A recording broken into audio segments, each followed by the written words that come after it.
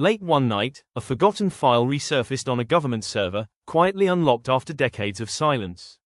At first, it looked ordinary, pages of reports, dates, names, and routine approvals. But hidden between the lines was a story no one was meant to read again. A story about power, secrecy, and how truth can disappear in plain sight. It began years ago with a man who seemed unimportant at first glance.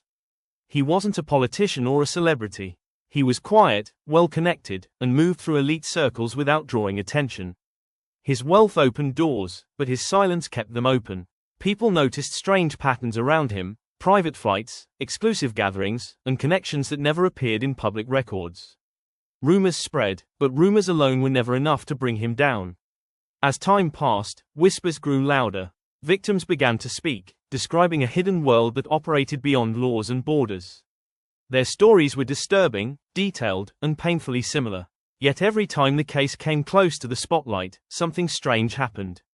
Evidence went missing, witnesses were discredited, investigations slowed down or stopped entirely. It was as if an invisible hand was guiding events away from the truth. Journalists who tried to dig deeper faced pressure. Some lost access, others lost jobs, and a few simply backed away, fearing consequences they couldn't fully explain. The public, distracted by daily news cycles, slowly forgot.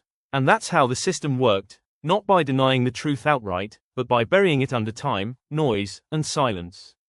Then came the arrest. Headlines exploded overnight. The man was finally in custody, and the world demanded answers. Powerful names were expected to surface. The hidden network was supposed to unravel. But before any real revelations could emerge, the story took a shocking turn. He was found dead in his cell under circumstances that raised more questions than answers. Officials called it simple. The public didn't believe them. Suddenly, the focus shifted. Instead of asking who was involved, people argued about how it happened. Investigations were launched into procedures, guards, and security failures. The bigger picture faded again. The names stayed locked away.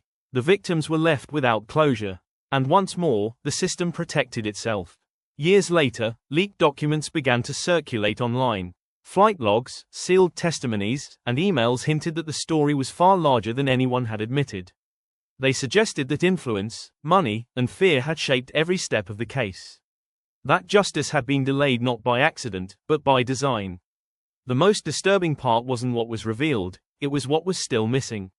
Entire sections were redacted, names were blacked out, key files were classified indefinitely. The message was clear: some truths are considered too dangerous to release. Today, the case remains a symbol of something deeper.